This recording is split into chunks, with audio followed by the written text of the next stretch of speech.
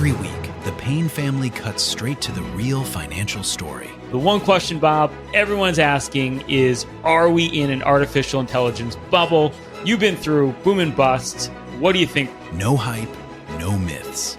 Just what actually matters to your money. Does feel very similar to what we experienced in the 90s. Where are we, though? Are we in 1995, 1997, 1999? Listen to the Pain Points of Wealth on the Red Apple Podcast Network. This is the Cats Roundtable with John Catsimatidis. Everywhere around the world, they come to America. Every time that flag's unfurled, they come to America. Good morning, New York. This is the Cats Roundtable. John Catsimatidis here Sunday morning. We have Kathy Wild, the New York City Partnership. What's going on in New York? We have Governor David Paterson. We have Nicole Maliotakis on, they're trying to steal her seat away. We have Bruce Blakeman, possibly a governor of the state of New York. We have Rabbi Mark Schneier. What's going on with the Jewish community? Governor Andrew Cuomo will be on about 8:45 this morning and with some serious statements. And we have John Terrett. Let's start the show with Michael Stoller for the Real Estate Report.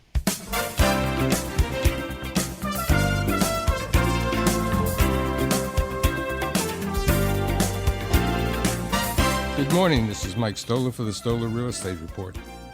What's really happening in the office market? People were totally scared about the office market. Lenders didn't want to lend in the office market. You couldn't sell property. You couldn't lease property. So all of a sudden, the world has changed. It's become a good time for the owners of office buildings. And the pricing is up. Market conditions are up. And leases are up. So when it comes to leases, I have someone who's celebrating his 1,000th transaction in the real estate world. I have John Sinowski, who is a partner at ABS Real Estate Partners.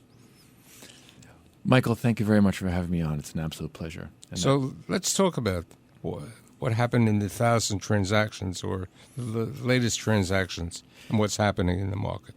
Thank you. It's 1,000 transactions seems a lot when we talk about it, but it's gone by quickly. 30 years was in a flash. The market today, it's palpable. You can feel the change from 3 or 4 years ago. Did it come about all of a sudden? Almost. Well, not all of a sudden. There's about 1.5 years, 2 years ago is when you started to feel it. It started to shift. Buildings started to fill up a little bit. Pricing started to increase, 18 months ago, and about 1 year ago it started taking off. So give me an example of pricing going up and the changes. It's been a repositioning with regard to the office buildings, correct? It's been a repositioning, and I think a perfect example of this is kind of a microcosm in the broader New York marketplace is 270 Madison Avenue, which is a building that I handled the leasing for, along with Jay Casely and Colin Godwin. About 18 months ago, we took the building off the market. We had about 40% vacancy. We refurbished all of the space. We did pre-builts. You built a lot of pre-builts. Explain to my audience what is the pre-built and why you did that. So a pre-build is what we do when we get together with an architect. We take all of our collective experience and we guess what tenants are looking for. And it's been pretty simple lately.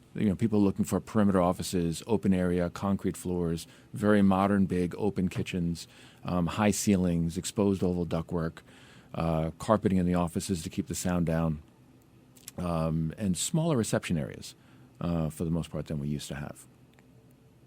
And what's the typical size of these pre-built offices? Typically, we try to we keep the pre-builds between 3,000 and 7,000 square feet with our sweet spot between 4,000 and 5,000 square feet. We've done some 7,000 square feet. They tend to take a little bit longer to lease. And interestingly enough, the smaller space, which at one time was very popular, the 1,200 and 2,000 square foot spaces, are also taking a longer time.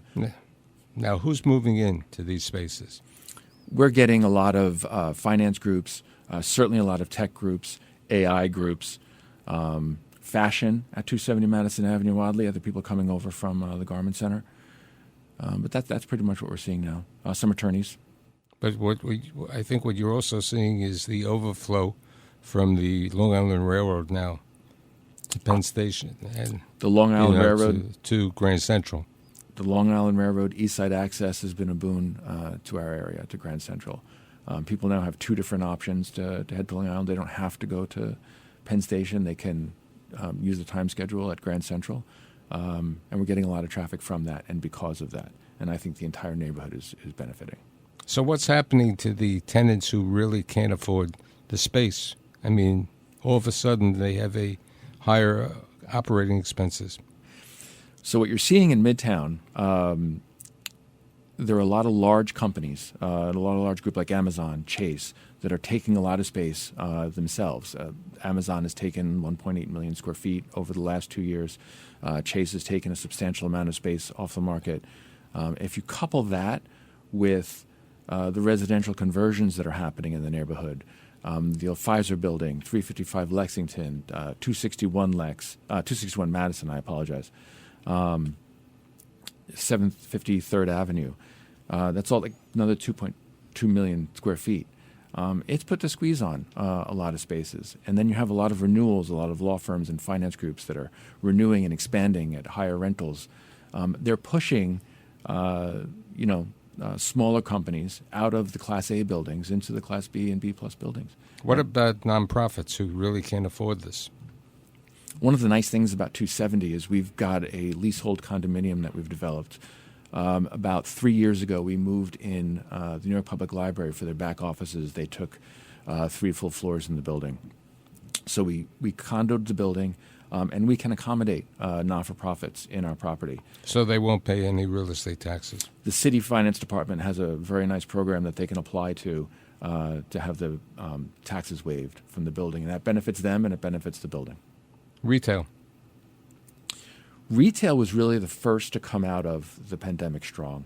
It was the first to come back. I think landlords were pushing to get retailers back into their buildings, and specifically food uses back into the buildings, so that you would attract tenants and they would come back. It's still strong, but office has caught up and now is outpacing retail in my mind. Okay. I'd like to thank you for being here, and I know I'll have you back in the new year. I'm looking forward to it, and thank you very much, Michael. My pleasure. The Cats Roundtable. With us today is Catherine Wild, and she is the president and CEO of the Partnership for New York for another week. After 47 years, 25 years as president, are you getting a gold watch when you leave? Well, I'm getting a nice farewell party, so I think that's what I should be thankful for. Who needs a watch anymore? The new mayor has been in charge for 10 days, 11 days, 12 days. Are we going to be okay?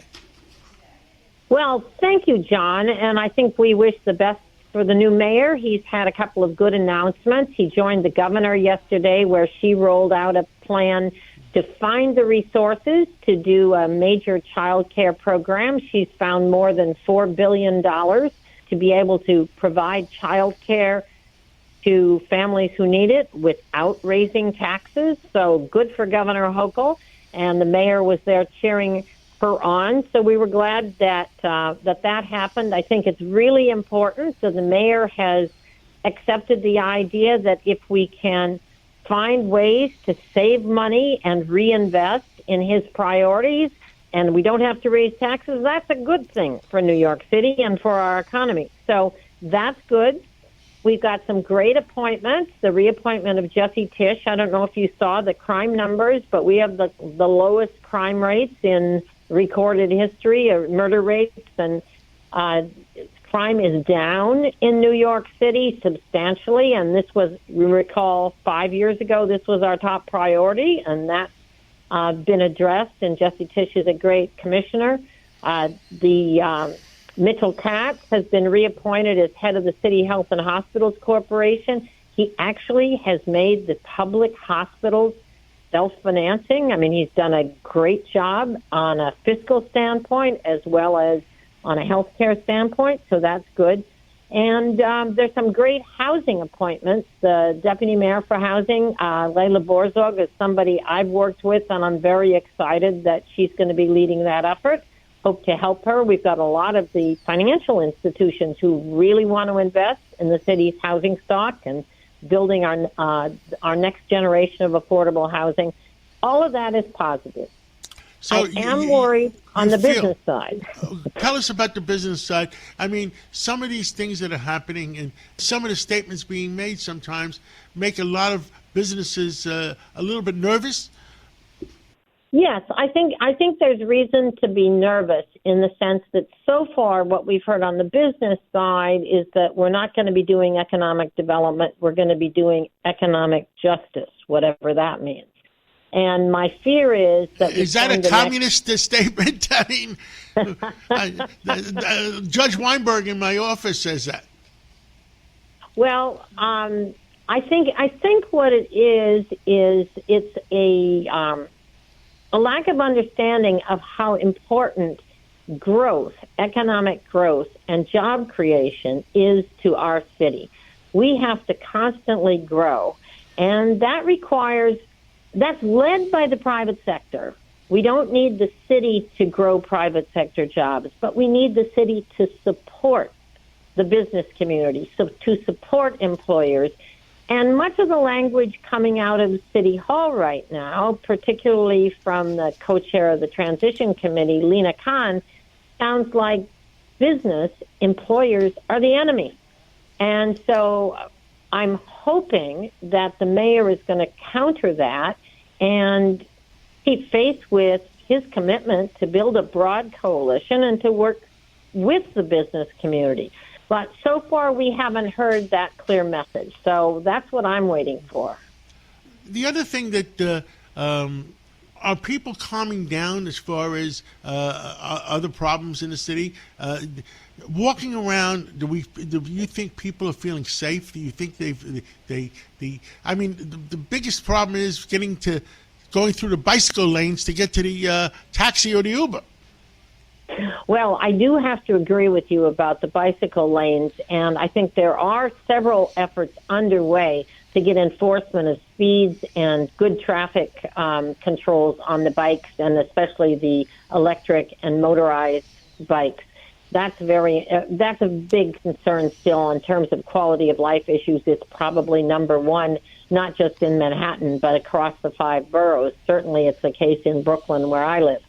So I would say that on the crime standpoint, on the safety and security standpoint, we're in very good shape right now. And thank you to the mayor for keeping Jesse Tisch in place and for supporting the NYPD. So that side of it, I think we're good. On the other side, I think that people are concerned, continue to be concerned about the rising cost of living. And that's why it's so important that we work together, business community, the new city administration, to make sure we get hold of costs and that we don't have a situation where the city is thinking that somehow enforcement or going after businesses, price gougers, whatever they're talking about, that going after them is a solution in itself. It's not. It's working together to make things better.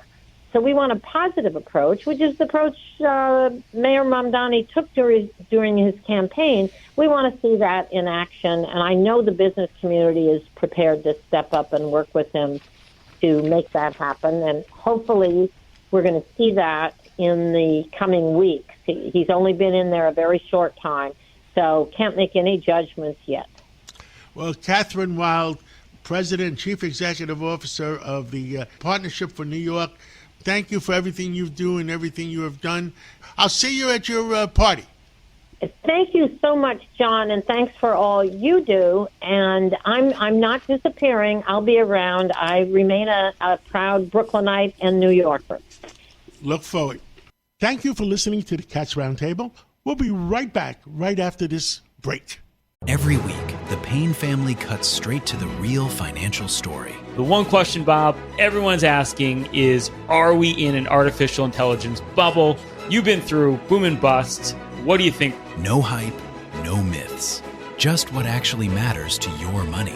Does feel very similar to what we experienced in the 90s. Where are we, though? Are we in 1995, 1997, 1999? Listen to the pain points of wealth on the Red Apple Podcast Network. Why do growing businesses love working in Slack? Let's ask Christy at Ari Bikes. Running things in Slack saves me so much time. AI summaries save 97 minutes per week. What say you, Rox from Gosney? Slack helps us build community, it helps us build connection. Your partners, vendors and customers all in one place. Take us on home, Ashley from Caraway. If we didn't have Slack tomorrow, I would explode. Well, let's not let that happen. Visit slack.com/podcast to get 50% off Slack Business Plus. How does PwC take your company to the leading edge?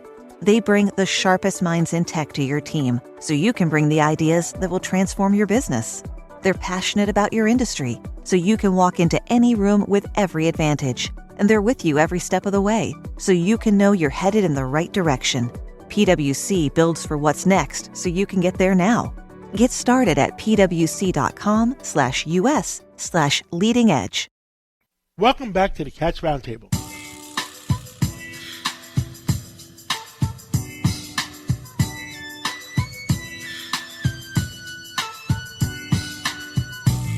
With us is Governor David Paterson. He's with us every Sunday, and he gives us an update. What does he think? Well, Governor, give us what's on your mind this Sunday morning. Well, John, this particular week, I would say, in terms of the news cycle, is President Trump, President Trump, President Trump. Now, the first issue is that President Trump is very concerned about the age at which people buy their first homes. The average used to be some years ago about 29 years of age. It's now 44 years of age. So he is going to try to regulate and basically diminish the difficulty for younger people. You know, they're 25, they're out of graduate school, or they've just been working for a while. They're getting married and they want to have that home. And it hasn't been the case for a very long period of time. So a really masterful idea that President Trump brought up. I thought maybe the next time we have a dinner party, we'll invite President Trump and AOC, because she talks about these types of things, you know, evening things out for different levels of society. Then later in the week, the president gave an interview to the New York Times, and it was fascinating because in the interview, he said he really doesn't acknowledge laws and doesn't think he really needs to follow them. He really is not a fan of any kind of regulation. The only time that he's in pursuit of a goal and he stops for some reason is through his own morality. Now, I'll say this. I wish a whole lot of people would be able to, prevent themselves from being unable to know that there's that their pursuit is not working in the right direction. So that was a particularly interesting article to read. And all the while, he is very, very much defending the ICE agents. And, of course, there were 2 different attacks during the week, one on a woman in Minnesota, and the other one was in Oregon. So, he's very much on top of that. So it's been a very busy week. Anybody who was exhausted from the new year would not be able to keep up with all the activities that he's involved in. What do you think about some of these measures that he's taking? He's brought down gasoline prices all the way down to some states. I heard it was $1.99. Some states are $2.50 to where they were when he was president. And energy prices being down is very helpful to all Americans.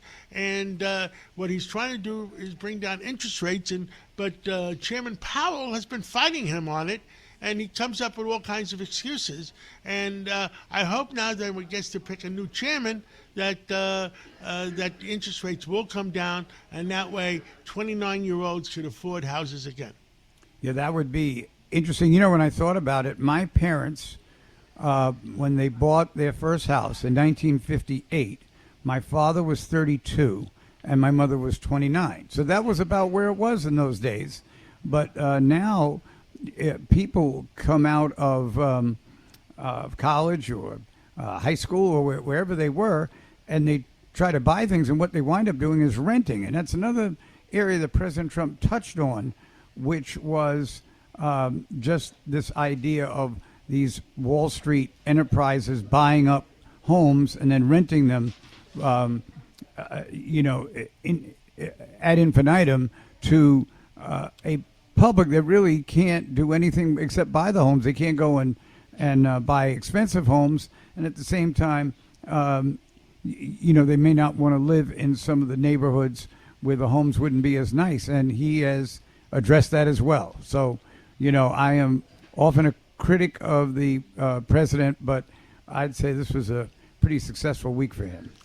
Governor David Paterson, thank you so much for coming on this Sunday morning, and God bless you. God bless America. The Cats Roundtable.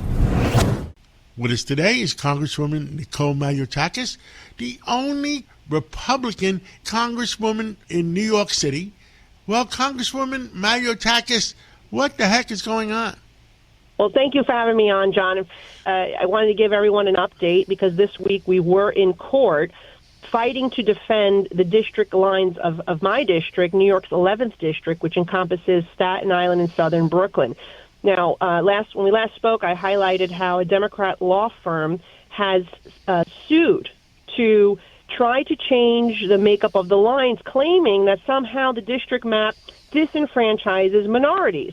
Now, this is ludicrous for multiple reasons. One, I'm the first minority to actually represent this district in Washington as a half Hispanic woman.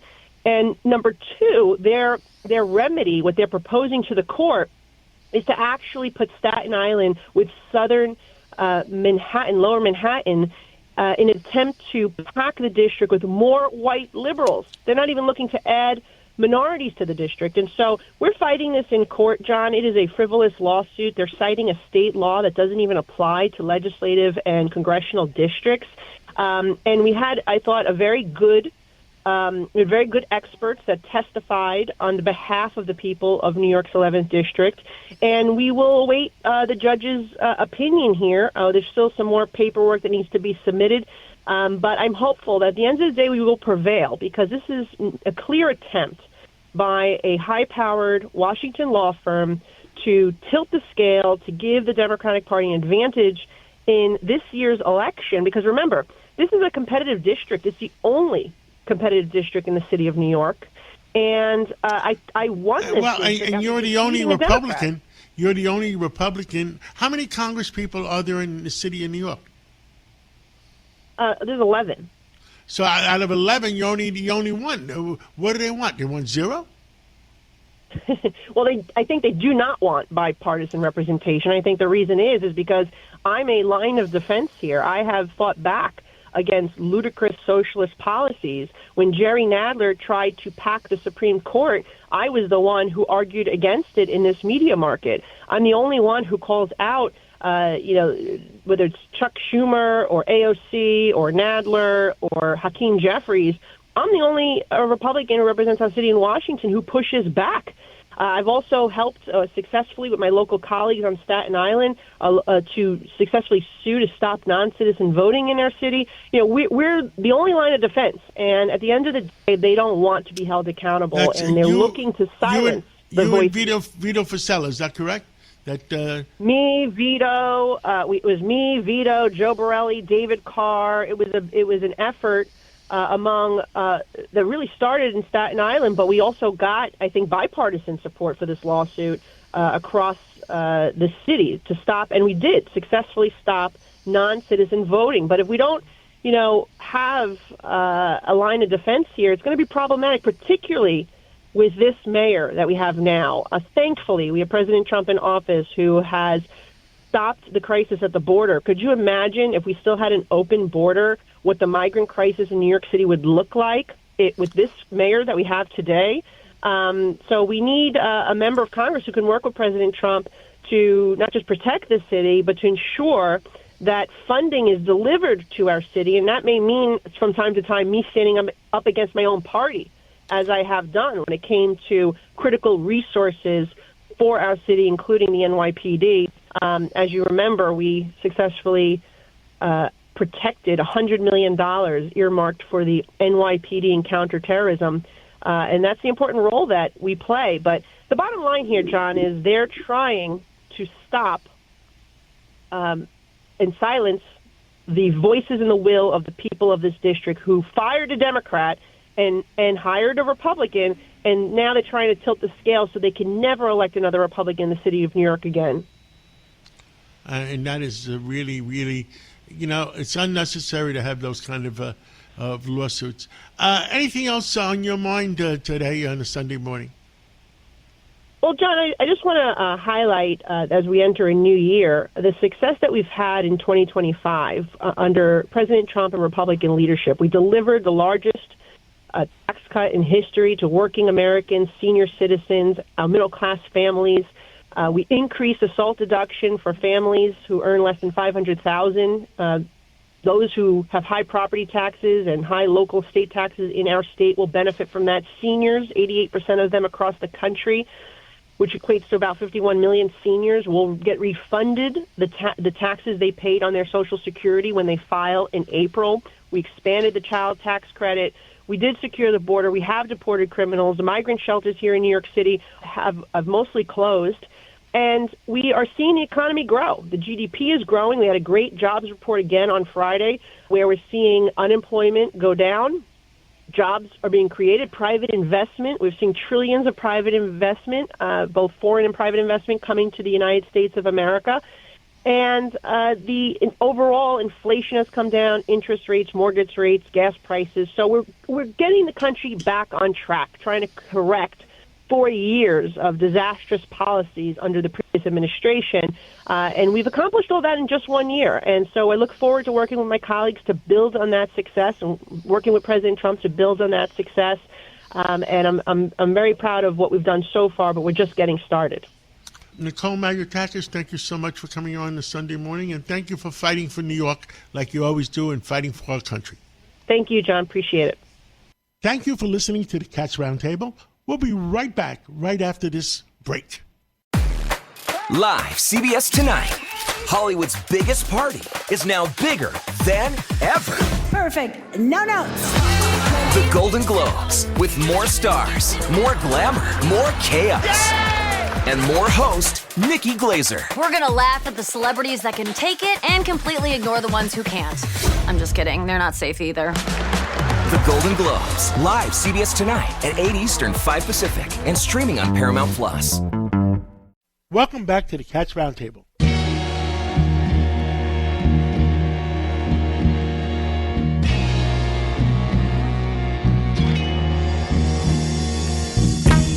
And with us today is Bruce Blakeman, who is running for governor.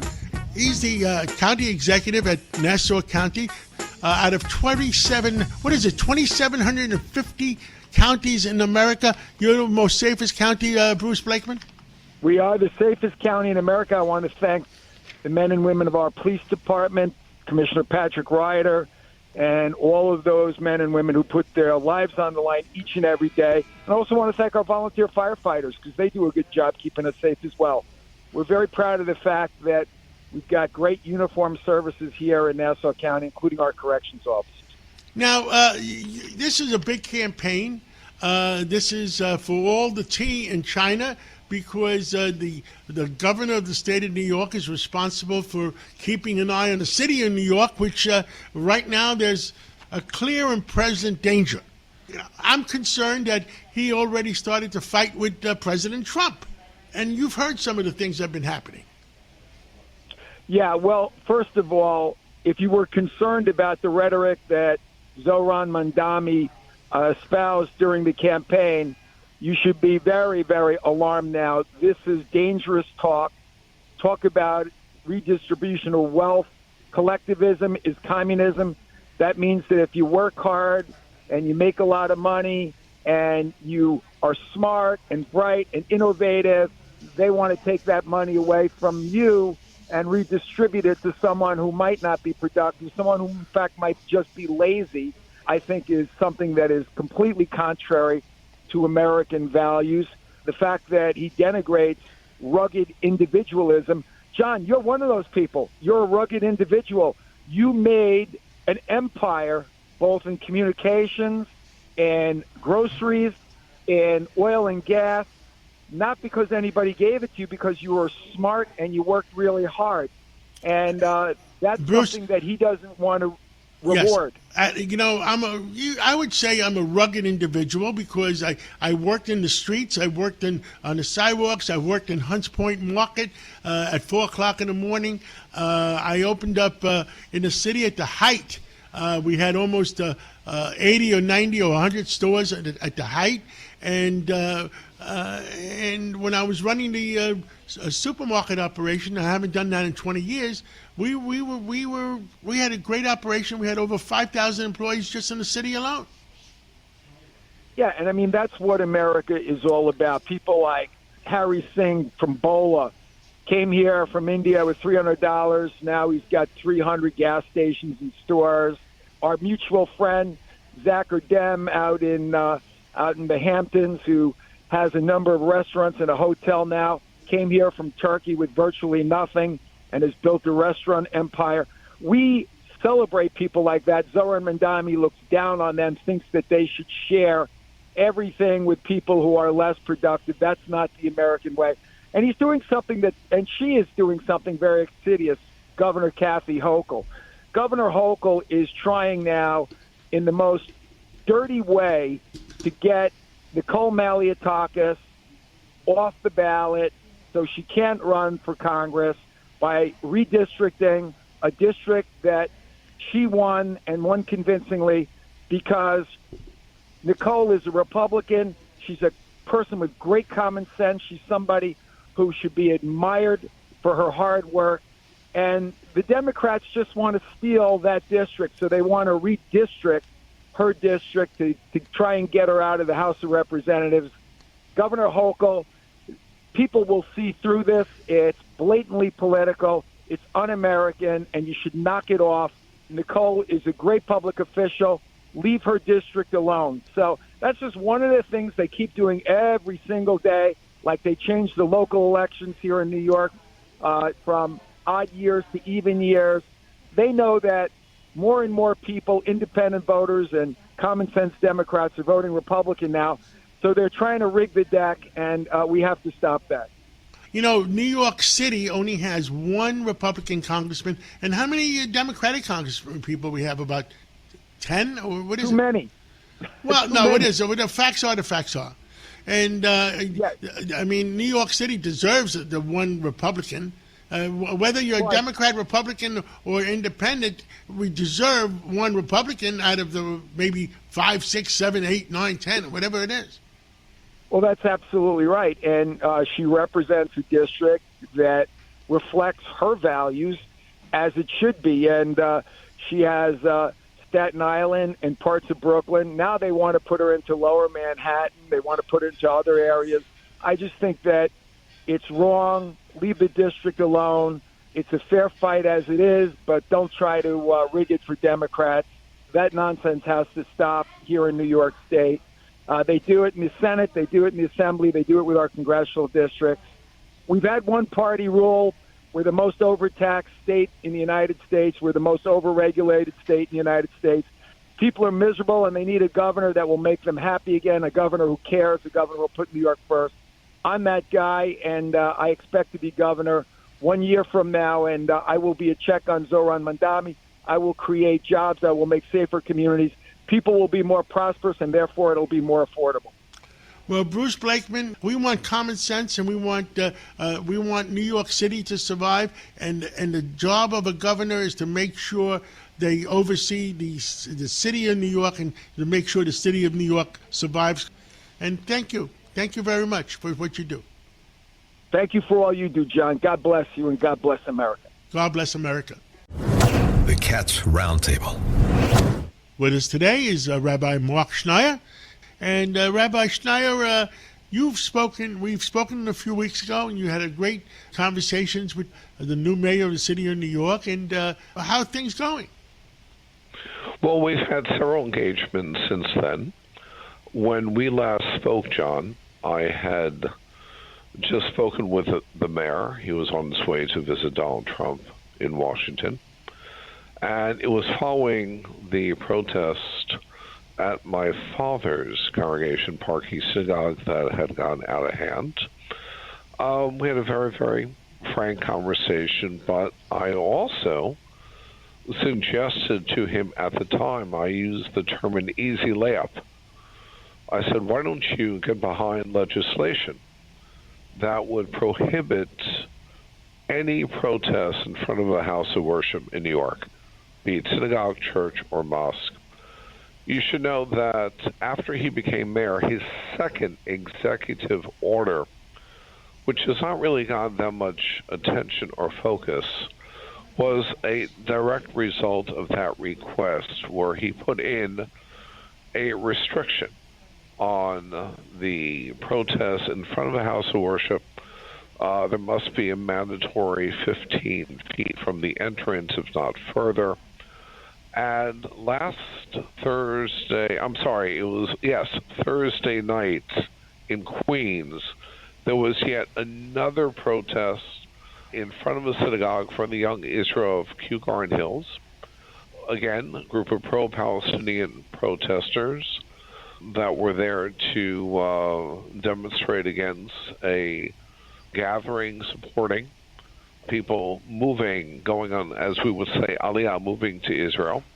But this time, I think to Mayor Mamdani's credit, first, the protest was across the street from the synagogue. There was an overwhelming police presence, so that we did see greater order and decorum despite the protests. But next time I speak with the mayor, I'm going to remind him that this is a good first step, but he needs to take it further, because the protesters were chanting how they support Hamas. Hamas is a terrorist organization, and that kind of anti-Israel rhetoric and diatribe that Mamdani needs to condemn and to speak out against. I don't know if he will, but that will be my next challenge to him. So you still are optimistic that things will be good and they will work out? No, I wouldn't say I'm optimistic. I'm more of a realist. I mean, we do have a mayor that is very clear in terms of his opposition to the Jewish state of Israel. He refuses to acknowledge the existence of the Jewish state. I have told him time and time again that the demonization of Israel only leads to attacks on Jews, as we've seen in New York and across the world. And that rhetoric, that chanting that we support Hamas, that we heard in the streets of New York Thursday night, we cannot tolerate that kind of language, and it's up to the mayor to condemn it. Rabbi, how about some of the comments he made that reiterate communism-type words? Well, listen, on that score, I mean, you and I would need a 24-hour broadcast in terms of his socialist views, which, as a New Yorker, I'm very, very concerned about the future of New York in terms of bringing that kind of, orientation, particularly that kind of economic model to our great city. Well, the only thing I could hope for is that he was playing the violin, as we used to say to his own folks. It's not going to do anything stupid. And Governor Hochul, who has checks and balances on him, will do something about that. Look, I don't believe so. I think we have to take Mamdani at his word. It's very interesting. The two executive orders of Mayor Adams that he did revoke, which was when Adams put in how New York City cannot support the BDS anti-Israel movement, or he revoked Adams' order on the IRA definition of anti-Semitism. Both of them deal with the state of Israel, and he'll finesse every issue. But when it comes to Israel, and I think in terms of his socialist credentials, in his inaugural address, he made it very clear. He said unequivocally, I'm going to govern this city as a democratic socialist. So, needless to say, when it comes to those words and that representation, yes, I'm also very concerned. Rabbi Mark Schneider, thank you, and we'll talk again in a few weeks and see you get any other updates, and God bless you and God bless America. It's always a pleasure. Thank you, John. Have a beautiful day.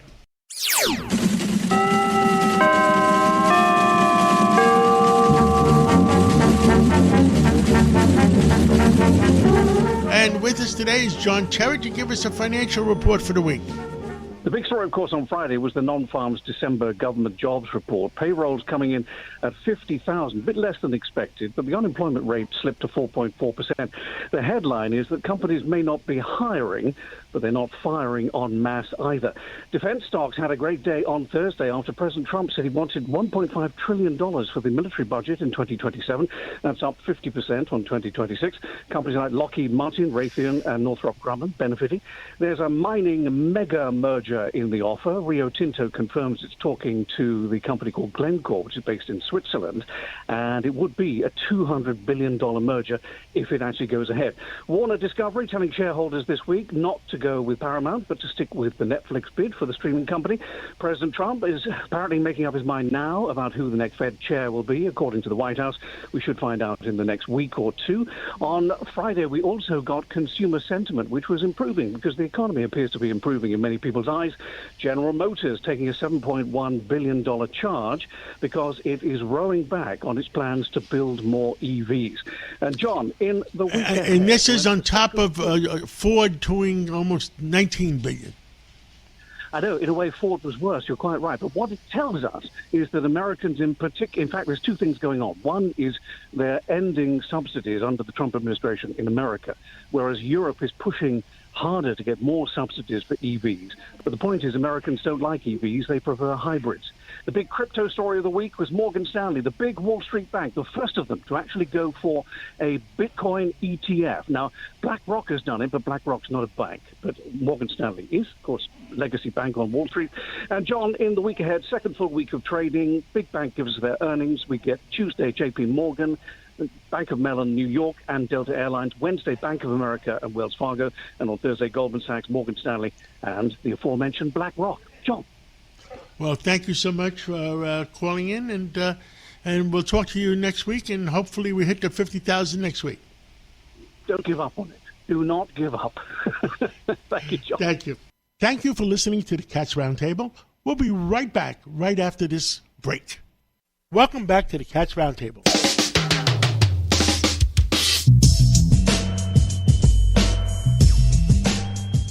With us this morning is Governor Andrew Cuomo.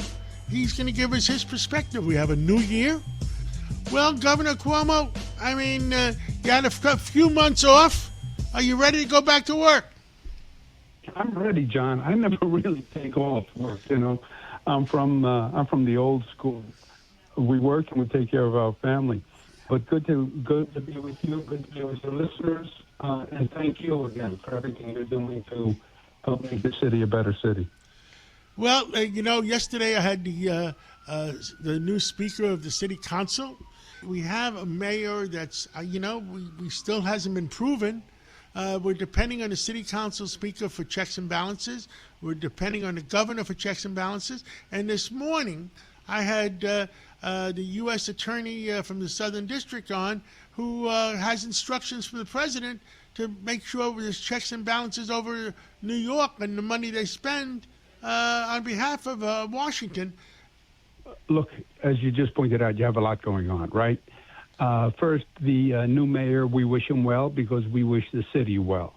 And I think you're right. The new speaker, Julie Menin, she's experienced, she's moderate, she has her head on straight, and I think the council can be a moderating influence for this mayor.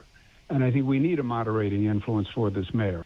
And again, I ran against him, so take my opinion with a grain of salt. But I think he's more interested in politics than government. He doesn't really understand government.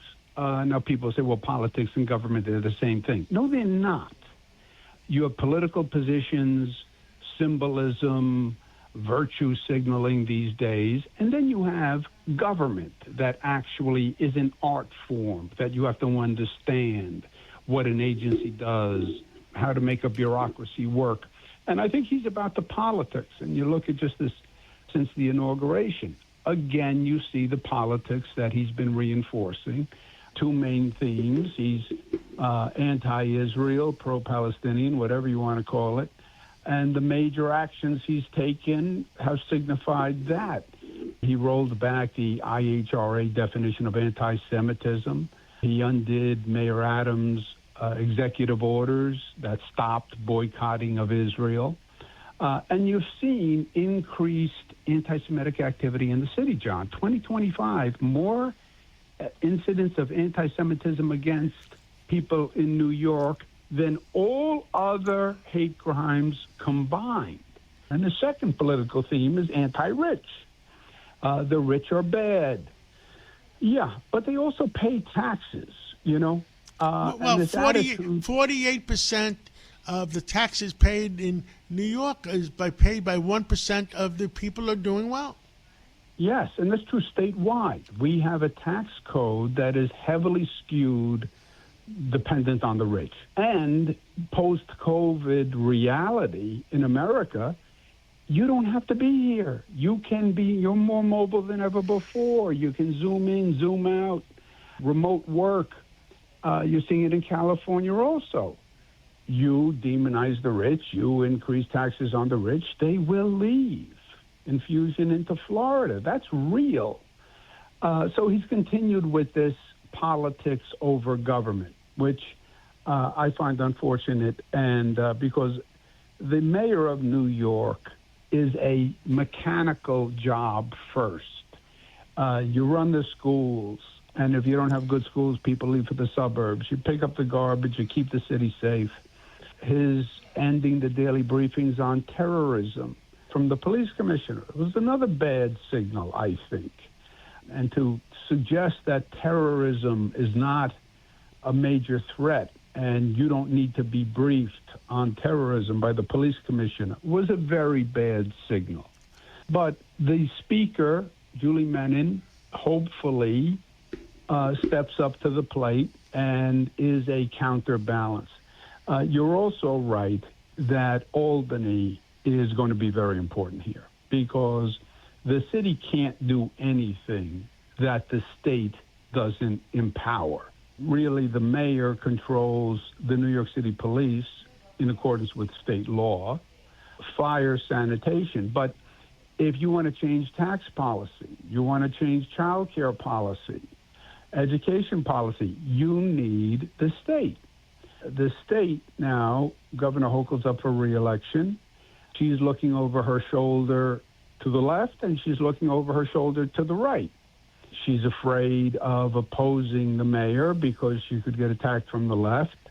On the other hand, if she doesn't stand up to the mayor and these socialist policies, you'll see the Republican wage a very strong campaign because this is not a socialist state.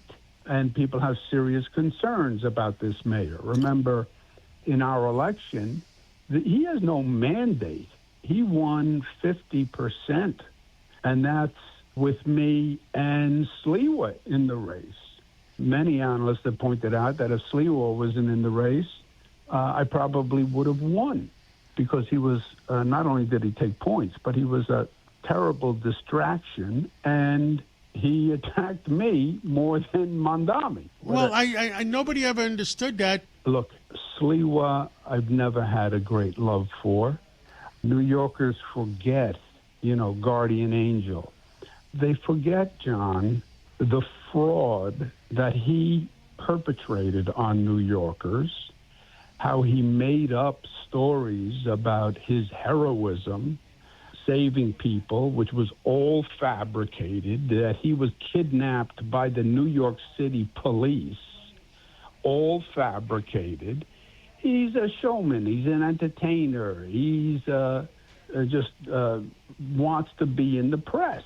And that's been his whole career. But why you would attack me instead of a socialist, given that he's supposed to be a Republican.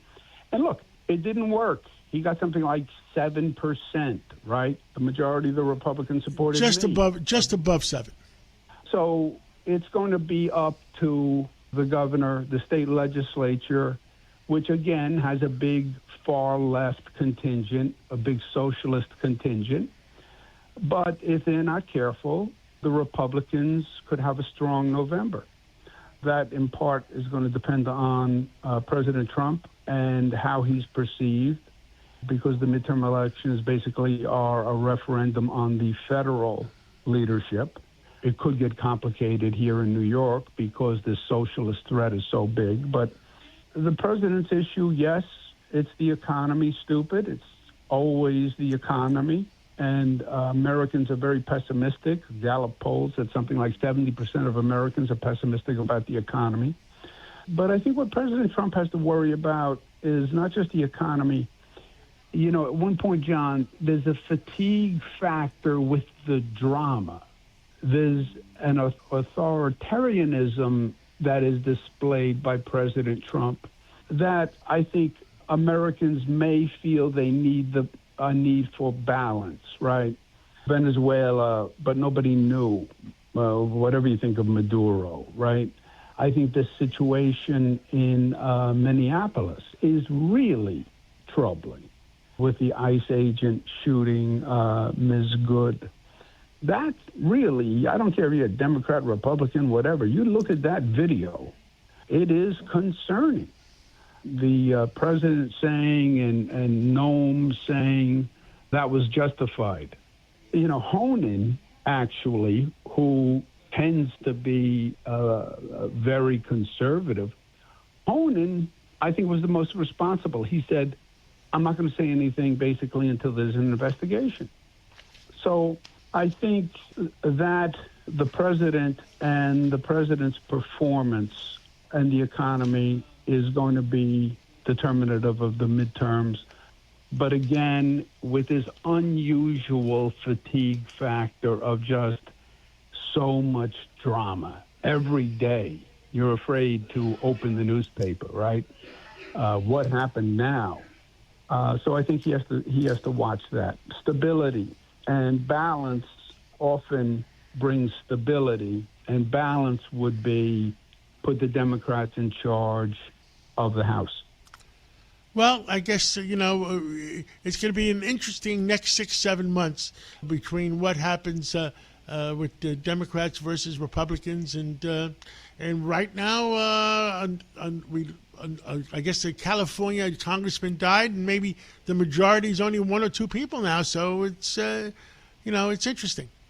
It is going to be very interesting. And it's going to be especially important for cities. You know, I was the HUD secretary under Bill Clinton, Housing and Urban Development, so I worked with cities all across the country. Cities were formed because they made sense economically. We had factories, we had places that required large numbers of people to come to work, then normally by rivers because goods were coming in by water. Post-COVID, the economic rationale has changed. You don't have to be in the city. So it actually increases the burden on the city to be competitive. But too many cities are going the other way. After J.P. Morgan spent $4 billion building in New York City, they now have more employees in Texas than they do in New York City.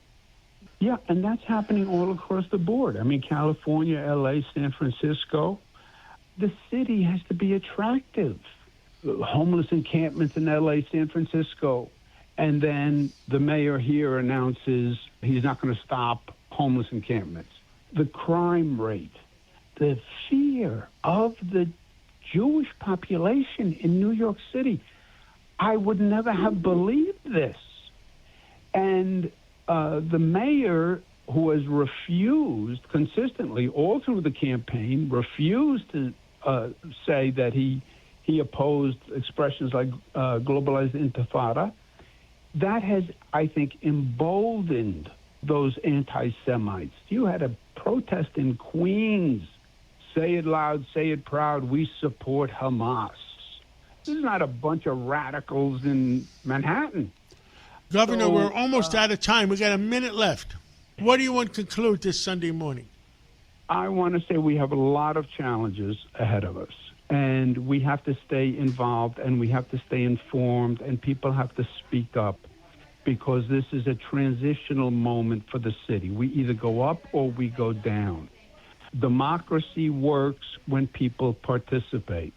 I'm working, and you're working, and New Yorkers are working, and we have to work together to make sure we're making the right choices. Not the political choices of the moment, smart choices, common sense choices that lead the city forward. Andrew Cuomo, thank you for everything you've done for our cities, and it's good talking to you. And I think your station has an audience that is participatory and large. It's very important, as I said, that we understand what's going on and we have an informed dialogue. Thank you, Governor, and let's catch up again real soon in the new year. Good deal. If you ever miss a segment or want to hear it again, go to WABCRadio.com, go to podcasts, go to minicast, and play back your favorite segment. Thank you for being with us for the Cats Roundtable Local Edition, the #1 show on Sunday mornings in New York. Keep listening to us for the Cats Roundtable National Edition between 9 o'clock and 10 o'clock. So we'll be back to you in a few minutes after the news. Every week, the Payne family cuts straight to the real financial story. The one question, Bob, everyone's asking is, are we in an artificial intelligence bubble? You've been through boom and bust. What do you think? No hype, no myths. Just what actually matters to your money. Does feel very similar to what we experienced in the 90s. Where are we, though? Are we in 1995, 1997, 1999? Listen to the Pain Points of Wealth on the Red Apple Podcast Network.